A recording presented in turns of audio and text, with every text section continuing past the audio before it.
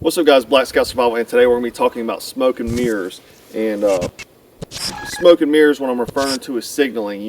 Most of the time, your main priority is, signal for help, get help so you can get out of the situation. Would you rather get rescued or have to go build a debris hut, rub sticks together to start fire and go, spear fish? You know what I mean? You'd rather be sleeping in your house that night. So signaling is a very important aspect of survival. A lot of people, I see kind of like neglect it. They worry about the actual skill sets for, sustaining themselves in the wilderness versus trying to get rescued. But getting rescued is truly about drawing attention, appealing to senses of rescuers or just people that may be passing by. And one of the biggest ones is visual.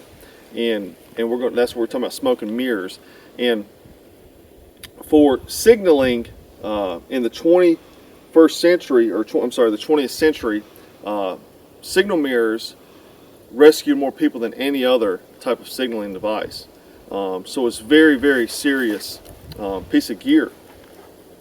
And I personally like this little Battle Systems kit. It has a high-vis marker panel in there as well, but it's got a glass mirror, and that's important. Glass will reflect further than acrylic signal mirrors. Now, you have the potential of breaking, a glass mirror, but I would rather have that longer projection of light than risk breaking. I'll just keep it in some kind of case that I'll protect this mirror. Along with the glass mirror, you also want a retroreflective aiming lens, and that will give you the ability to pinpoint accurate placing that beam of light back onto your desired target versus holding your fingers up like this. In emergency, I would do that if I didn't have a signal mirror, but if I have a signal mirror, I want to have that retroreflective aiming lens. But it's been reported that a signal mirror can be seen from 100 miles away from aircraft. So that's very impressive. You got a long distance of hitting someone, potential search and rescue teams that's looking for you. But like I said, glass, and had that retroreflective aiming lens. Now for smoke, there's a lot of different things you can do. You can use smoke flares. They make white, orange, all different types. You can build smoke generators, and we'll do a video on that in the future. But if you don't have to, you can just have a fire and have green vegetation just to put on it in in an area like this.